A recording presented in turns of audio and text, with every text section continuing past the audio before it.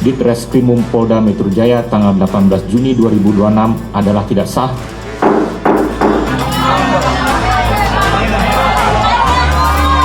Maka kami akan mengajukan permohonan perhatian hukum dan tinjauan kembali status penahanan terdakwa Roy Suryo sebagai residivis.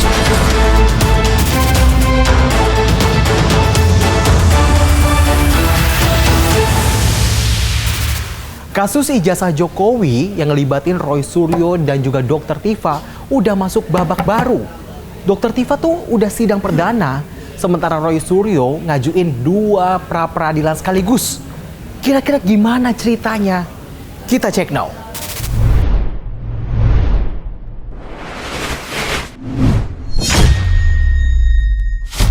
Kasus ini berawal dari laporan soal dugaan penyebaran informasi terkait keaslian ijazah Presiden ke-7 Republik Indonesia Joko Widodo yang menjerat Dr. Tifa dan juga Roy Suryo. Setelah ngelewatin proses penyelidikan dan juga penyidikan, Polda Metro Jaya tuh akhirnya netepin keduanya jadi tersangka. Gak berhenti di situ, Dr. Tifa dan Roy Suryo udah sering bolak-balik ke Polda buat diperiksa. Singkat ceritanya nih, si berkasnya udah lengkap atau istilahnya nih ada yang namanya P21. Sampai akhirnya udah di tahap kedua yang jadi tersangka ini dilimpahin di kejaksaan barengan sama barang buktinya yang bejubel tuh berkas-berkasnya. Masih inget kan kapan hari Roy Suryo dijemput sama polisi di rumahnya dan di tempat yang berbeda Dr. Tifa juga dijemput sama polisi di hari yang sama.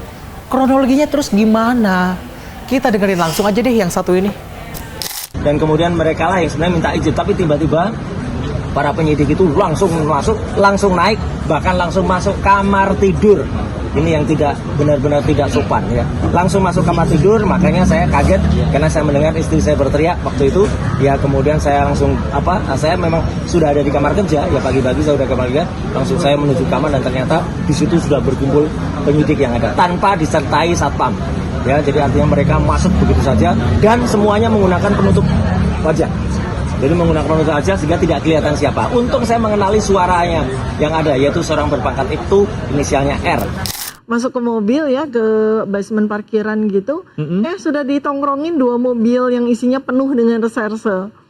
Iya, dan waktu saya buka pintu, saya langsung lihat mobil besar itu dengan lampu yang menyala dan mesinnya menyala. Saya langsung, ini dia nih hari yang ditunggu-tunggu. Karena dalam setahun itu kan kita juga, ya artinya saya sendiri menganalisis dan juga melakukan simulasi-simulasi kan. Simulasi berhenti, kasus ini, simulasi ditarik laporan, simulasi sampai simulasi ditangkap gitu. Bayangin aja untuk menangkap seorang perempuan yang seperti ini itu harus dengan 30 orang coba. Jadi total operasi penangkapan saya sama Mas Roy Suryo itu 88. Jumat 19 Juni 2026 ditangkap. Beberapa hari setelahnya, tepatnya Kamis 25 Juni 2026, Roy Suryo sama Dr. Tifa dibebasin sama kejaksaan. Kita lihat dulu deh yang satu ini. Jadi sebelum pelimpahan, kami mengajukan surat kepada Kejaksaan Negeri Jakarta Selatan ini dan diterima pada pukul 8.25 ya. Dan surat itu intinya adalah kami meminta penangguhan dan atau tidak ditahan karena memang ada perdebatan apakah sudah ditahan atau belum. Nah, pemeriksaan setelah beliau berdua masuk itu sudah selesai sesungguhnya pada pukul sebelum sholat zuhur dan makan siang. Ya kira-kira pukul 11. Dan kami harus menunggu, alhamdulillah walaupun agak lama sedikit, tetapi ya tidak menjenuhkan juga karena kami kemudian banyak sharing, banyak cerita dan lain sebagainya, diberikan makan yang baik juga, minum yang baik juga, dan akhirnya ya pada pukul ya hampir pukul 5 ini akhirnya kami mendapatkan kabar yang menggembirakan. Ya, kabar menggembirakan itu bahwa kedua beliau itu tidak ditahan. Sebelum dibebasin, ternyata pihak Roy Suryo pas tanggal 22 Juni 2026 ngajuin pra-peradilan ke Pengadilan Negeri Jakarta Selatan. Fokusnya ini soal teknis penggeledahan, penangkapan, penahanan dari Roy Suryo. Katanya udah sesuai prosedurnya atau belum sih? Yang menjadi termohon dalam perkara permohonan pra-peradilan berdasarkan ketentuan pasal 158 KUHP yang baru, yaitu yang pertama, Kapolda Metro Jaya.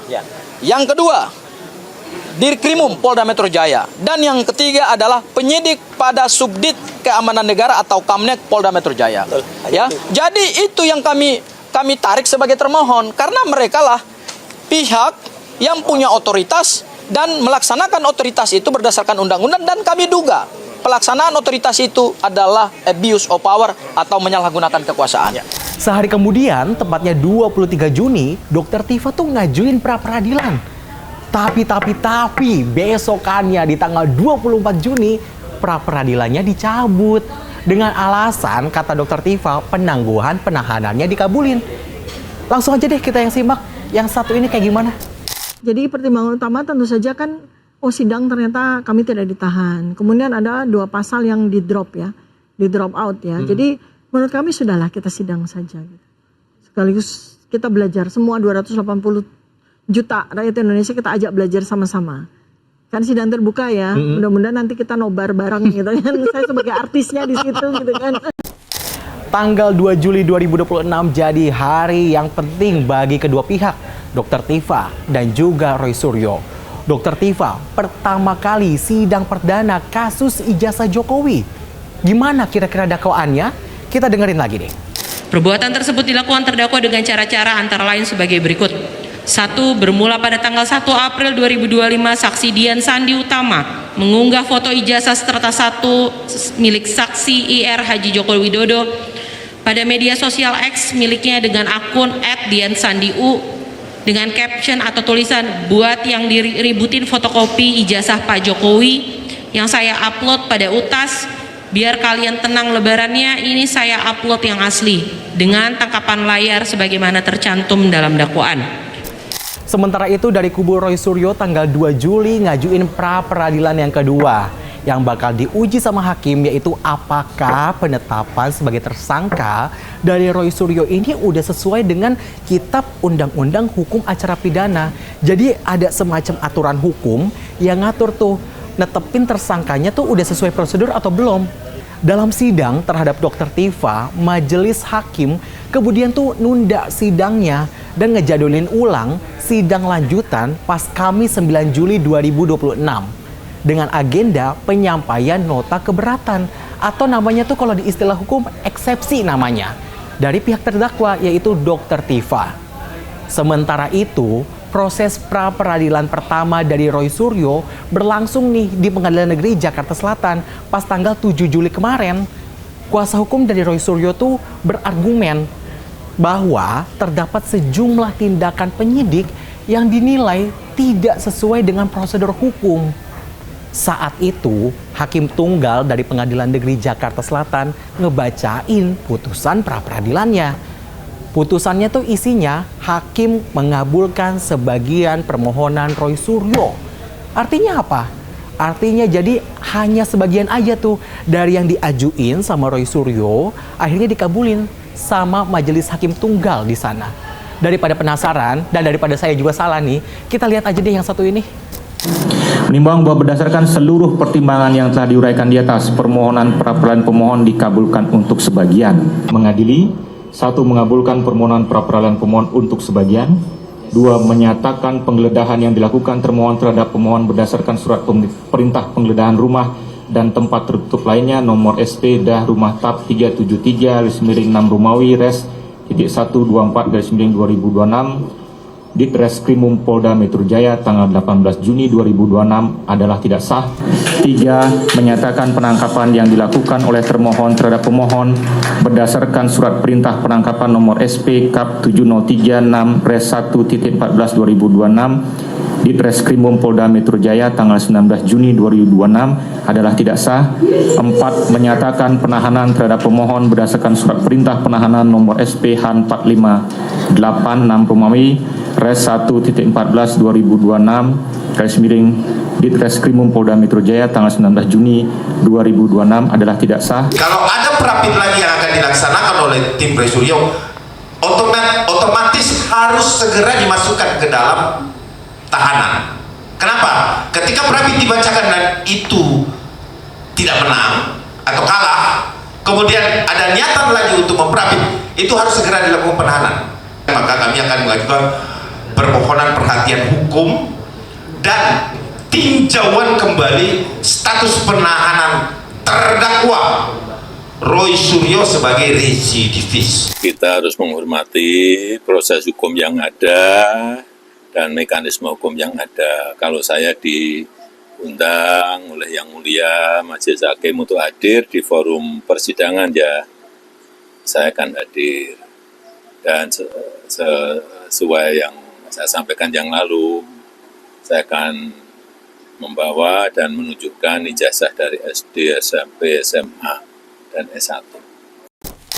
Jadi, meski pra-peradilan pertama Roy Suryo ini dikabulin sebagian, dan hakim tuh nyatain proses penangkapan, penggeledahan, penahanan yang enggak sah, bukan berarti perkaranya tuh otomatis selesai, atau tuh status hukumnya tuh gugur, enggak gitu.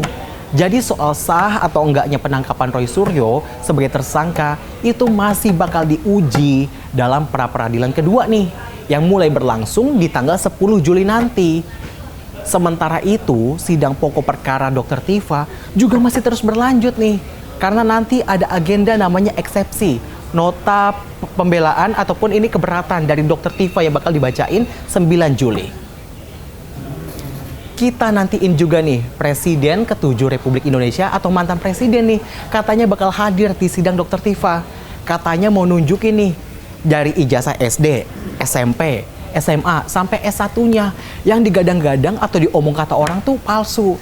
Beneran palsu atau justru ini ijazah aslinya bakal ditunjukin? Ini yang publik nantiin juga nih bareng-bareng. Demikian Cek Now kali ini. Saya Syem Hakung, tetap kritis, tetap waras, merdeka.